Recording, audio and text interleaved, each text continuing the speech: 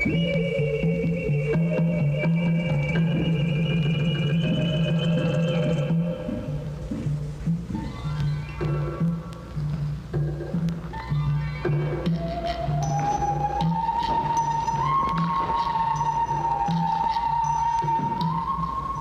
is a tomb of an ancient leader buried in the ruins of Palenque, here in southeastern Mexico.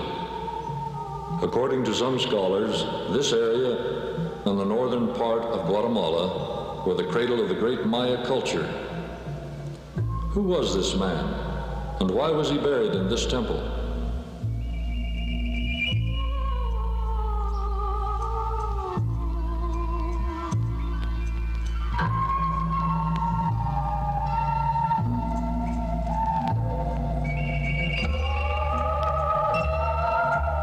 In this silent, sun-swept land, ages ago, a sensitive, cultured people lived out their days.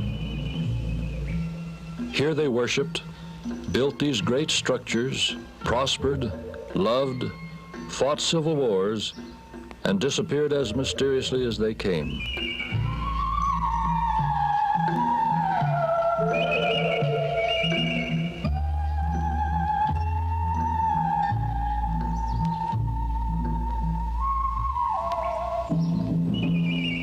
What is the answer to this great riddle, this enigma of the past?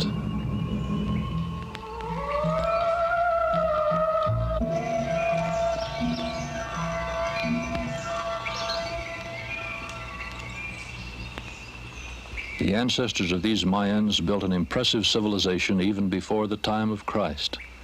Some scholars feel that the ancient inhabitants of Central America developed a culture equal to that of the great cultures of the Old World.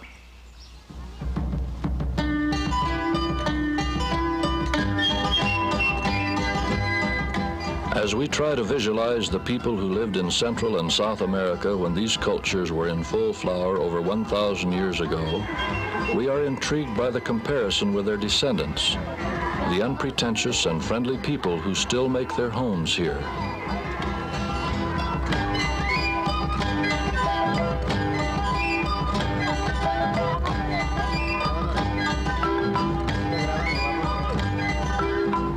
The Aztec culture, headed by the great chief Montezuma, was the remnant of a once glorious civilization which foreshadowed it by thousands of years. Who were these ancient people who preceded Montezuma?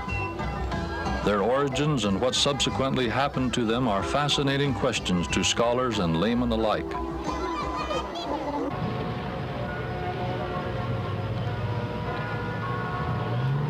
Beautiful modern Mexico City is built upon the ruins of several of these earlier cultures. Research has shown that these people were deeply religious, and among many of the cultures, one of the most persistent beliefs was one concerning the great sky and life god called Quetzalcoatl. Although the god Quetzalcoatl is given various names, the illusion is much the same: a fair, bearded person with blue eyes and wearing a light robe. He counseled the people, taught them, and left with the promise that he would someday return. Quetzalcoatl means feathered serpent, and this symbol is seen in ruins all over Mexico and Central America. It is believed that the feathered serpent is a degenerate symbol created by later peoples to perpetuate the memory of this great deity who left as mysteriously as he came. When Columbus landed in the New World, many natives thought that he was this great white god who had returned. The people of this land believed very firmly that I, Cristobal Colon, with these ships and crew, came from the sky. And in such opinion they received me at every place where I landed. And to this day many of them are of the opinion that I came from heaven. And others went running from house to house with loud cries of, "Come, come to see the people from heaven." The Spanish conquistadores under Cortez experienced the same type of welcome from the great Montezuma and his people after they landed in Mexico. The crafty Cortez, taking advantage of the legend, told the chiefs he was indeed sent by Quetzalcoatl, and their belief in the great white god was so strong it is recorded that with this joyful news, they wept for a long space of time and could make no reply. Cortés wrote back to Spain, describing large cities of 50,000 inhabitants or more. He mentioned towers of heavy construction. He described aqueducts and water systems of great size and efficiency.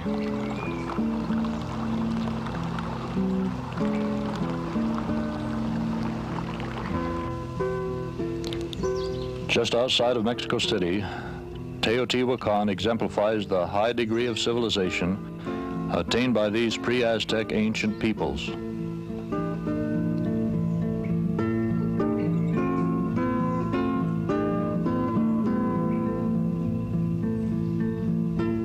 The architecture, the design, the massiveness of these structures even rival the ancient pyramids of Egypt. Mitla in central Mexico exhibits the exquisite workmanship of these ancient artisans who were highly skilled in the art of masonry and in the use of cement.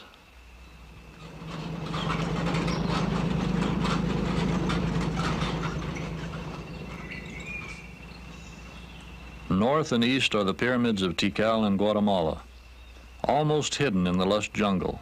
This complex served a vast population dating back to 600 years before Christ. In this tropical setting was a religious center serving thousands. Copan, Honduras, is thought to have been a great seat of learning.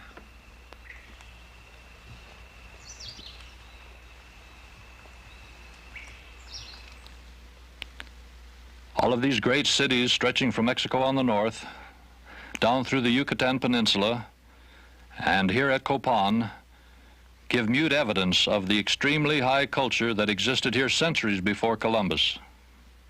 Francisco Pizarro, a later explorer, made conquests in South America and was amazed to find millions of people scattered over this land from Ecuador to Chile. He discovered complex irrigation systems, including canals and reservoirs still in use today.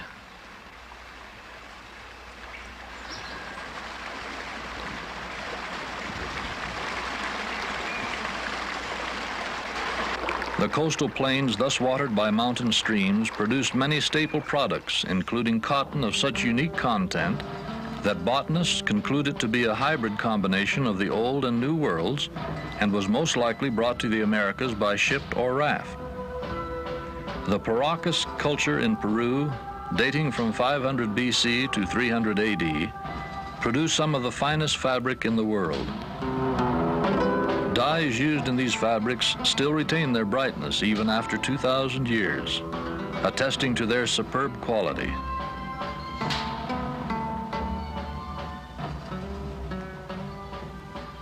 The craftsmanship in New World pottery making was equal to the finest in the Old World.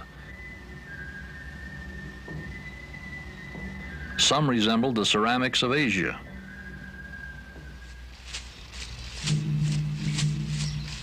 Here in Cusco, Peru, an ancient capital built high in the Andes, Pizarro found this city containing massive walls built centuries before. These enormous, beautifully cut and fitted stones were assembled without the aid of mortar. In fact, they are so perfectly fitted and laid that you cannot force a knife blade into their joints. Thor Heyerdahl mentioned seeing stones fitted like these in the Old World. Some of these gigantic stones weigh more than 200 tons. Placing them atop one another was a remarkable engineering feat in itself.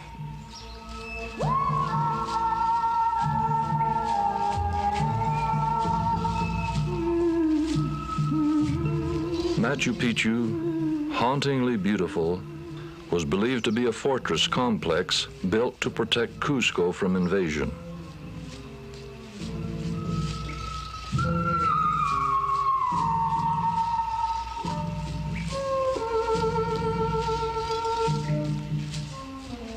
It is well known that the ancients on the American continent were exceptional goldsmiths.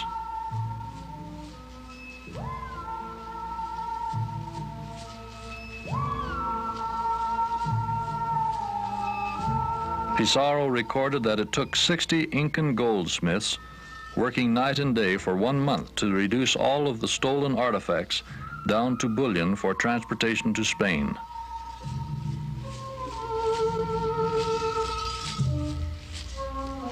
Gold was so common, in fact, that some gold objects were painted other colors to break the monotony.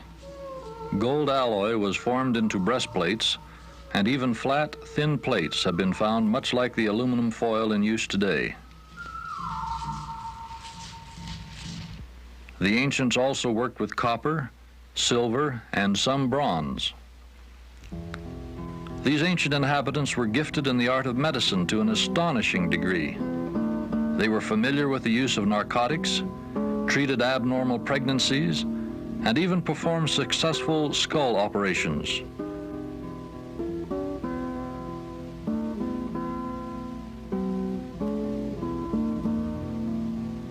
But these ancients displayed some of their greatest skills in their engineering and road-building feats. Crisscrossing the land were excellent highways connecting all important points.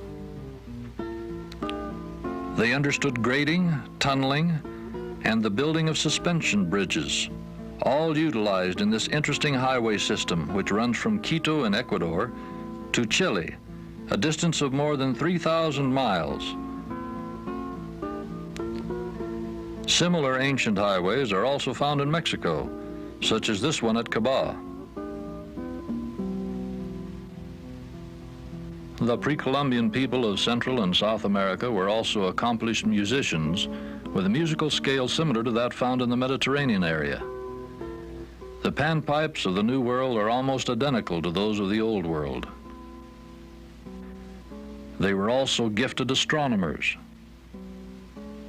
And over 1,000 years before the Old World had today's calendar, New World mathematicians and researchers were using a more accurate system.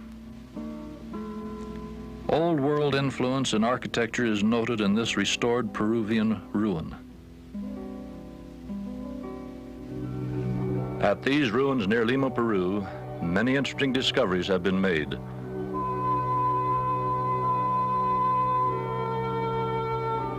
Such as this possible baptismal font. There is much evidence of a highly organized priesthood in their religious practices. This and other findings indicate that religion was the very center of their lives. These early Americans understood the creation of the world, the Great Flood, the closed ark, the building of the high tower, and the confusion of the languages, much the same as they are found in the Old Testament. Scholars obtained this knowledge from the works of a royal Indian prince, Iztaccíhuatl, who was taught the Spanish language by padres who followed the conquistadores. One of these Spanish scholars, named Sahagún, translated the ancient traditions of life after death, fasting and baptism, all basic Christian doctrines.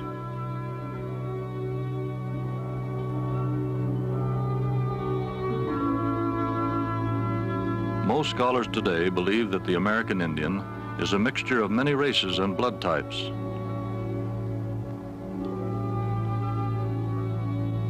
Recent studies and discoveries also link the Americas with Mediterranean cultures. Similarities between the cultures of the Old and the New World provide us with some clues as to their origin. Stone boxes, for example, have been found both in the Old World as well as the New. These boxes often contain gold, jewelry, tools, or other valuables.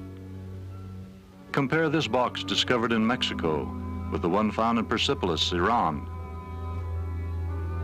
The Persepolis box contained two thin metal plates, one of gold and the other of silver, upon which was engraved the record of King Darius. Several hundred different inscriptions engraved on gold, silver, and copper plates have been discovered in the Old World. And then in the year 1823, a stone box, much like those you have seen in Latin America, was unearthed in the side of a hill near Palmyra, New York. The stone box was found to contain ancient gold plates, with strange engravings upon them, much like those found in Iran. This record, when translated, told of 3 groups of people migrating here by ships from the old world. The record was found to be God's dealings with some of the early inhabitants of the American continent and was destined to change the course of history. It describes the rise and fall of these 2 glorious civilizations that prospered under the hands of the Lord when they kept His commandments and were destroyed when they did not.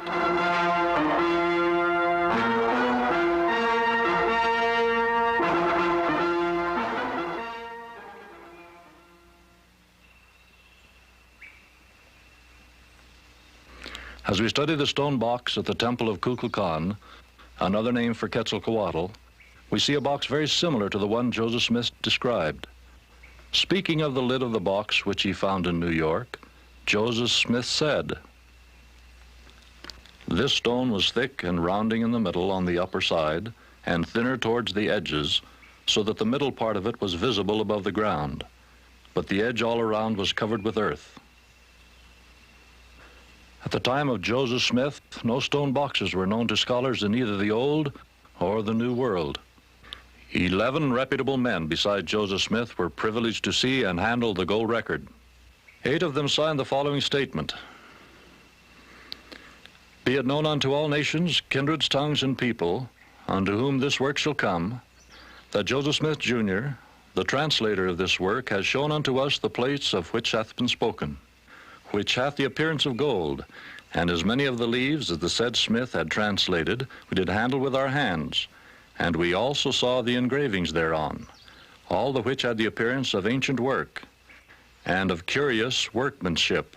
And of this we bear record with words of soberness, that the said Smith has shown unto us, for we have seen and hefted, and we know of a surety that the said Smith has got the plates of which we have spoken, and we give our names unto the world, to witness unto the world that which we have seen, and we lie not, God bearing witness of it." Evidence indicates that many of these beautiful temples and buildings were abandoned and allowed to decay. Why did these great civilizations die out? Why did the people leave? The Book of Mormon gives us some clues. For running throughout the Book of Mormon narrative is the story of 2 groups of people, one light-skinned and the other darker. We see possible evidence of this in the murals at Bonampak, Mexico, as well as on the murals at Chichen Itza. And legends still exist among these Indians as to a dark and a light people who lived here anciently. The Book of Mormon also speaks of continual warfare between these 2 groups. The actuality of this is borne out by the numerous fortifications and weapons found in Mexico, Central and South America. Metal weapons, many of which are similar to those used in the Old World. Carved centuries ago in this mountain here in Paracas, Peru, this representation is still called the Tree of Life. One of the most unforgettable stories in the Book of Mormon is the one called the Tree of Life, given by a man named Lehi. In Izapa, Mexico, is one of the most detailed Tree of Life carvings to be found anywhere. One modern archaeologist who has made a thorough study of this stela has recorded 110 similarities between this sculpture and the story found in the Book of Mormon. Perhaps the most beautiful and memorable segment of the Book of Mormon is the portion that tells the story of the visit of Jesus Christ. He taught the people, blessed the children, and upon leaving promised to return someday. So great was the impact of Christ's visit to this continent that his story was repeated and handed down by word of mouth for centuries. Many believe that the legendary Quetzalcoatl was, in fact, Jesus Christ. Is it any wonder then that the natives bowed down and worshiped Columbus, Cortez, and Pizarro upon their arrival here, each time thinking Quetzalcoatl had returned? And so we come full circle to the question of the bearded white god, the most widely held legend in this part of the world. The stories of the bearded white god and these great civilizations of the past are no longer a complete mystery. We have the legends of Iztahlil Xochitl and the well-documented stories and records of the Spanish Chronicles. And we have the Book of Mormon, which contains the most lengthy and detailed history and emerges as one of the truly valuable and important records to date.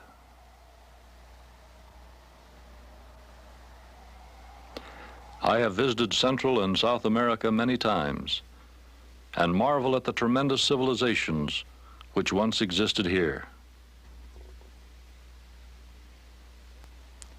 I have also studied the Book of Mormon carefully for many years.